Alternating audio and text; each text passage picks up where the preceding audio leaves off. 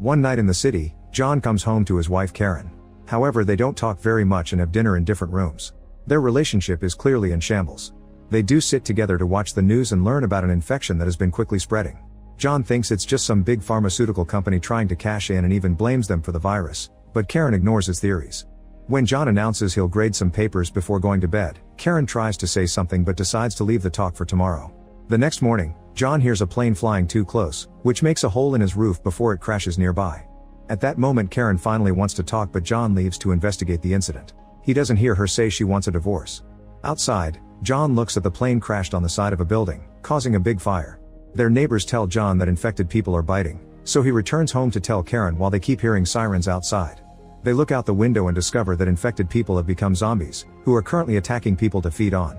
The couple immediately turns on the news and Karen drinks while watching reporters tell everyone to stay inside. Then they check on their food and realize they don't have much, which causes so much stress for John that he rushes to the bathroom to throw up. Karen wants him to get supplies from the neighbor's apartment, pointing out that he should be safe in the corridor and nobody cares about illegal acts anymore. She also promises to take turns. Moments later John comes back with food and says their neighbor's door was open. Karen agrees to go, but first she puts on a helmet, gloves, and tapes a knife to her shoe. Before leaving, she tells John to take out the moving boxes from the closet so they can use them to store stuff.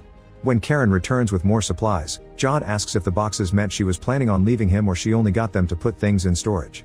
Karen only says yes. Afterward she sends John out with protection to get the neighbor's big TV. That evening the news reporter announces this is their last broadcast, claiming they'll come back when the situation stabilizes. He reminds everyone to stay inside and avoid physical contact with others.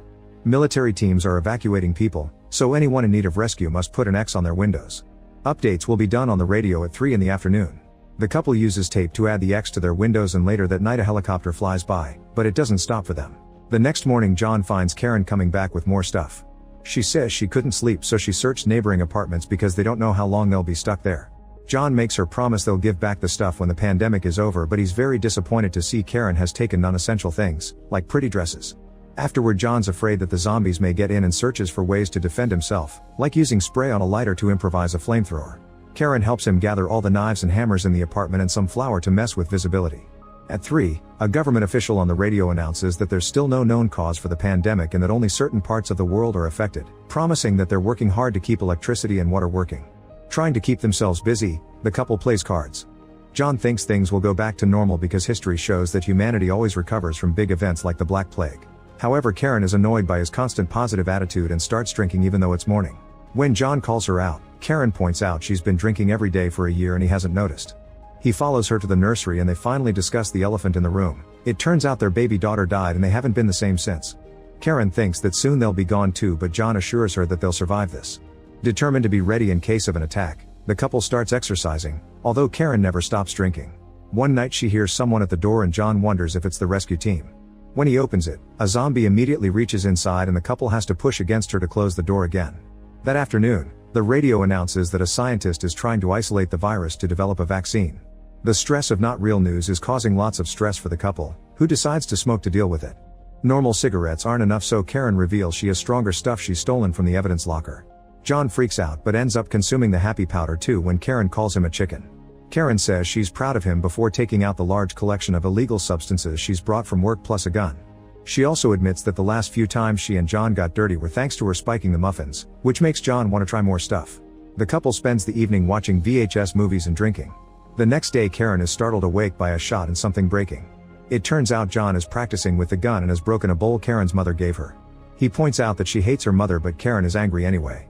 When she goes to the bathroom she sees a rescue helicopter flying by without stopping at their street. During breakfast, John admits yesterday was eye-opening and agrees they need to get ready for the long haul. They start by putting the pieces of the broken bowl outside the door, then they make a bunch of Molotov bombs with their alcohol. They continue to exercise, but they also keep on consuming the happy powder. At 3 they turn on the radio, however there's no broadcast. At that moment someone knocks on their door. The couple gets their hammers ready and open the door just enough to find their neighbors Leo and Emily. They ask to come in and explain their situation. They got stuck in the laundry room after the plane crash, and by the time they finally got out the zombies had invaded their apartment. They guessed there were actual people here because of the broken bowl outside. The guests ask for food since they haven't eaten in 2 days, so John and Karen go to the kitchen. Then both couples start arguing in whispers. Emily tells Leo that Karen went crazy after losing her baby and learning she can't have kids anymore, She also complains about Karen taking down her notes from the laundry room. At the same time, Karen tells John they should be saving the food for themselves and complains about Emily filling the laundry room with angry post-its. John insists that helping is the right thing to do, so Karen suggests they should mix happy powder in the food because it stifles hunger. After sharing dinner, Emily notices that the dresses and the TV look like hers. Karen asks the guests what their plan is and Leo says that if she wants them to leave, they will. However, Karen isn't brave enough to kick them out. Leo mentions they're good at cleaning and Karen replies they can help with that. They spend the rest of the evening drinking and chatting, although Emily doesn't let Leo get too heated in a discussion with John, forcing him to change his opinion to be nice. When it's time to sleep, Leo and Emily are shocked to hear they'll have to do it on the floor. While brushing her teeth, Karen rants to John, saying their guests think they're better because they have extra rooms at their place. However, she still doesn't want to kick them out because she's afraid that after the pandemic is over, other neighbors will judge them for not helping. That night Karen gets naughty with John just to annoy their guests with the noise. Emily sees it as a competition and gets naughty with Leo too, so both women get louder and louder on purpose. The next morning Emily stays in the bathroom doing nothing just to make Karen wait. After breakfast, Karen asks the guests to clean up in exchange for being fed. While working, Emily complains about cleaning being degrading. Leo says they should play along and even points out that they could just leave. However, Emily wants revenge so they agree to overpower John and Karen in their sleep. After they're done cleaning, Leo and Emily notice Karen napping and say they should do it now. Karen wakes up and takes John to another room to tell him she's suspicious of their guests because she heard what they said. Thinking that Leo and Emily want to kill them, the couple agrees to strike first.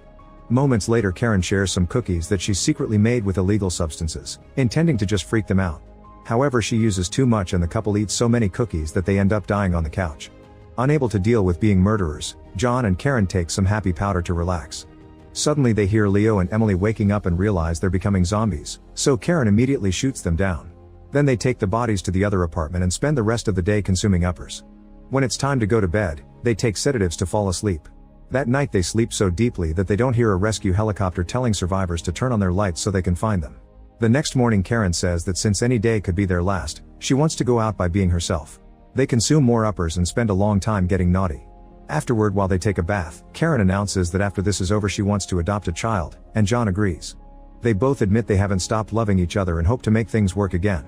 The first thing they do is have a date night, and John admits he let work take over his life after they lost the baby. However, the pandemic has given him a new perspective and taught him what he really wants. After watching a romantic movie, the couple gets ready to get dirty, but at that moment someone knocks on their door.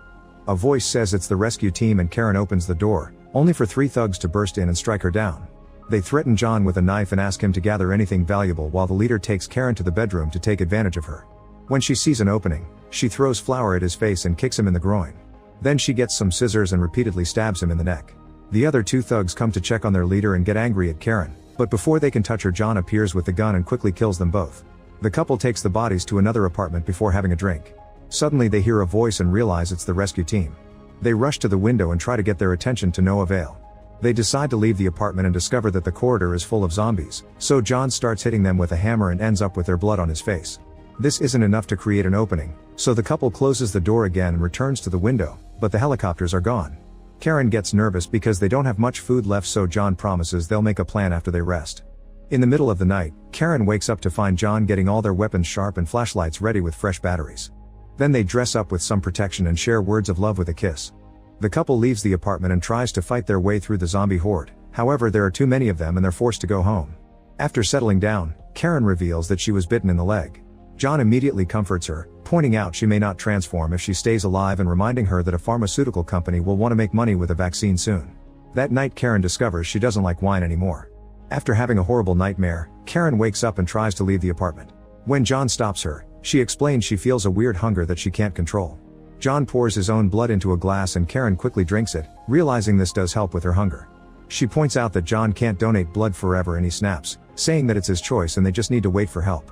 He hugs her to apologize for her outburst and Karen admits she can smell his blood, so she urges him to cover the wound. Later the couple discusses their future and cries. Then Karen takes a bath and considers self-deleting, but she can't do it. John brings her a glass of blood and she desperately drinks it all.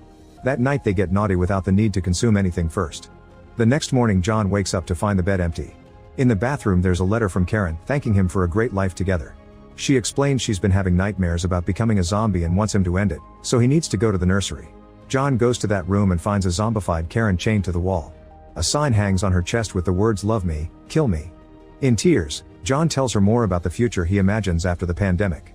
After drinking to drown his sorrows, he grabs his gun and gets ready to shoot his wife. Moments later, a group of soldiers enters the apartment because they saw the X on the window. When they enter the nursery, they discover that John and Karen are both zombies and their arms are taped together. The captain calls it love before another soldier reads a new law: zombies aren't considered citizens, and to maintain the peace, they have the right to shoot them to death. After killing John and Karen, the soldiers leave.